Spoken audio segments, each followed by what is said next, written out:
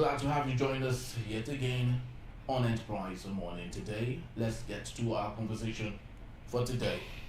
Abubakar Atiku Abubakar, son of former Vice President and 2023 People's Democratic Party (PDP) presidential candidate Haske Atiku Abubakar, has defected to the ruling All Progressive Congress (APC) and declared support for President Bola Tinubu's re-election bid in 2027. The defection was announced on Thursday at the National Assembly in Abuja, where Abubakar, popularly known as Abba, was formally received by the Deputy President of the Senate, Senator Barau Jibran, and other APC leaders from the Northeast. Very true. Political observers view the move as a symbolic setback for Atiku Abubakar's future presidential ambition and a strategic gain for the APC, particularly in the Northeast region.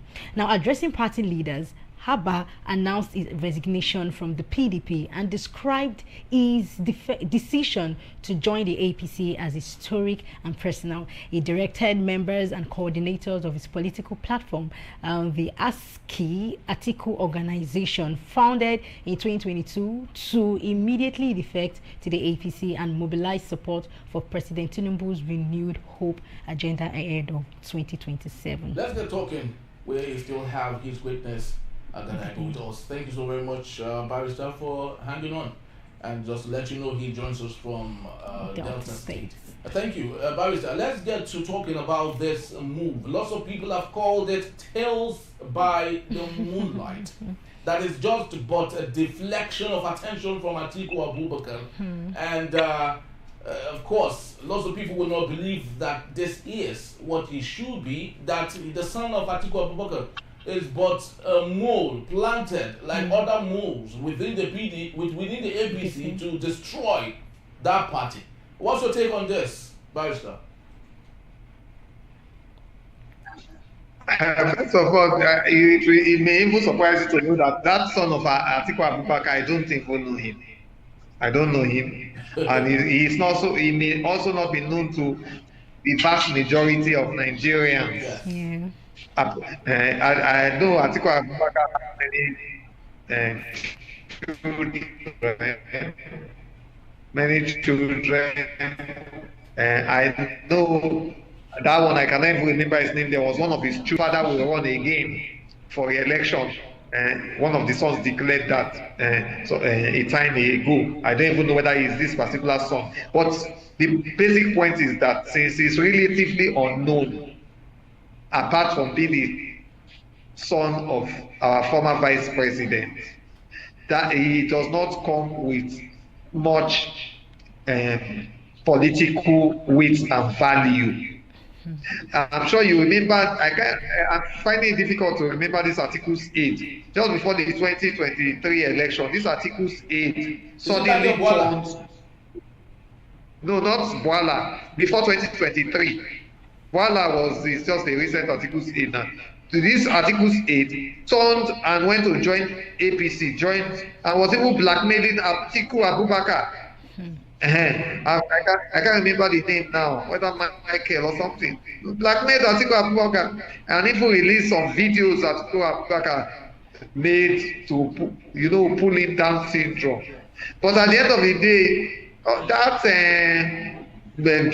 pulling out from Atiku, joining Tinubu and those blackmail, they didn't result to much political value to his new principal and new party. So I think that the truth is that majority of Nigerians have already made up their minds on where they will stand in the 2027 polls. Most especially if it's going to be truly free and fair. They have already made up their minds. It's not really about Atiku Abubakar, it's not really about Obi or the other opposition figures. It's about the life and livelihood of Nigerians. Yeah. The simple question, ask yourself, Mr. Henry Igwebike and my friend there, Bodeon, is that from 2023 till now, we have entered 2026. when this government came into place is your life and livelihood, and the life of your parents, the life of your brothers and sisters, and even the life of your child or children, if you have. Are they better or are they worse? If they are better, then you go to APC, you stand by APC. But if they are worse or even much worse, then you will look for anything else other than APC. So it is not really about Atiku's son. It's even clear that he's doing it for his own personal political survival or expedience, not for any general goods, not for any new light that has dawned upon him or his family, or new personal revelation from the Lord. Okay, but sorry it's for personal expedience. Sorry to interject, sorry. Hello? Yeah, we can hear you. But then again, do you think this defection signal a total collapse of the PDP's internal structure as a viable opposition force? It does not. That's the truth. In fact, the greatest threat, as we speak now, the greatest threat to PDP's collapse, the greatest threat to the ADC now that appears to be being one of the beneficiaries of the PDP's collapse, the greatest threat to their remaining continuing in sustainable progress. The greatest threat to Labour Party is the Nigerian judiciary. And I stand to be corrected. And the pronouncement of what I will refer to as bad judgments of court, and delay hearing of suits of national interest. You know, the PDP issue now is now before the Court of Appeal. Yes. During the issue of case that border on River State budget, those cases, the President of the Court of Appeal set up special panel to immediately hear and conclude those cases within 2 months. For God's sake, the PDP conundrum is 100 times more important than that River State budget issue. Up till now, no date has been fixed for the hearing of PDP issue, PDP internal affairs issue, the true and right leadership of PDP. PDP national office in Abuja is under lock and key by the Nigerian police. It has been sealed, and yet the President of Court of Appeal has not taken that same step she took in immediately fixing a special panel to hear these appeals as to the propriety or otherwise of the Ibadan Convention that took place in November 2025. So what is really happening? And of course, you know that one of the greatest assaults on the Nigerian judiciary now is rising allegation of double standards, that they are in Nigerian judiciary consistently patronize double standard. What they do for A is different from what they do for B. And you remember that the currency issue was heard whether within 45 days or thereabout. The state of emergency issue was heard 6 months, 180 days, even though the was not heard within even 180 days.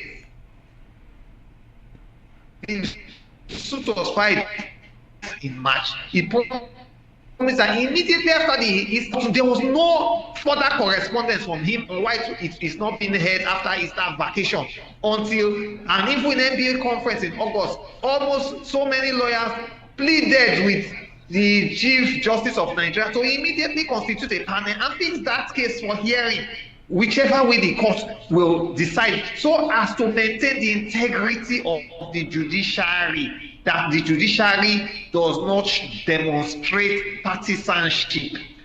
The judiciary does not maintain and sanction double standards. But that was not done. That was not done. That was not done. Now, again, this is another opportunity. Locked. And even their gubernatorial candidate, which INEC has previously accepted, INEC turned around to reject for Ekiti State election. So it is the whole ball is in the field, especially the Court of Appeal, and most especially on the President of the Court of Appeal, to immediately constitute a special panel to hear issues that border on the leadership conundrum of PDP with immediate alacrity. Anything short of that, judiciary should demonstrate, accommodate double standard. They may not be able to be faulted. They may not be able to be faulted because as far as everybody, including me, is concerned, the most important case in our courts today is the case of the PDP leadership status conundrum. So the courts must demonstrate that they are responsive to the yearnings, to the demands, to the goals and desire of their masters, of their leaders, of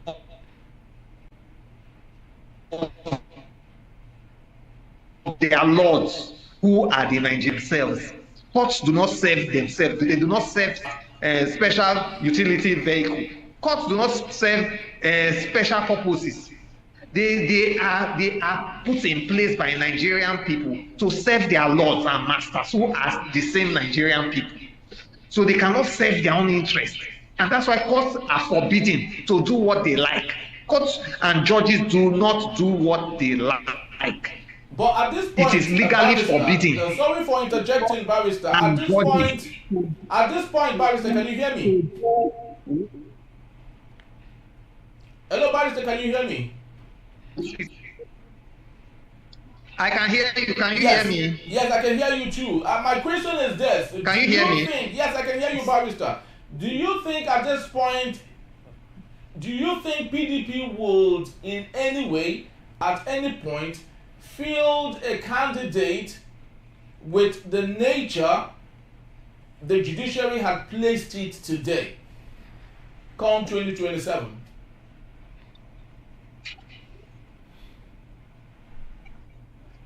Like, let me go back to where I was so that I can come back properly.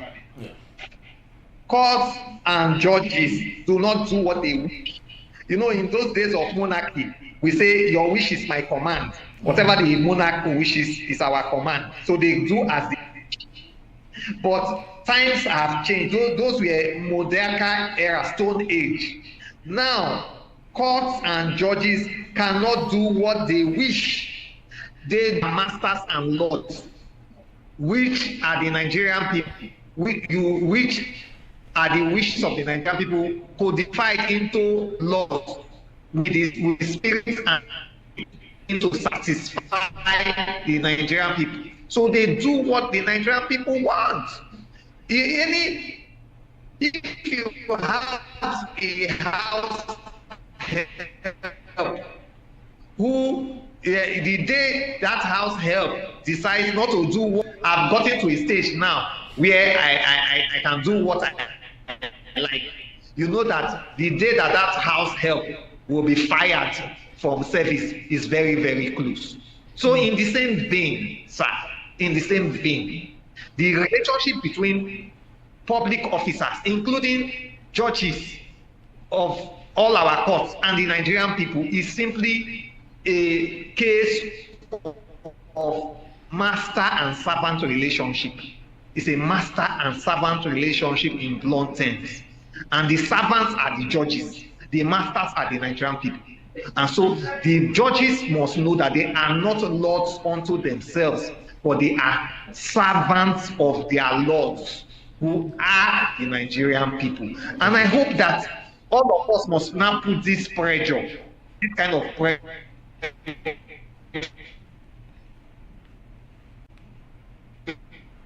to public advocacy for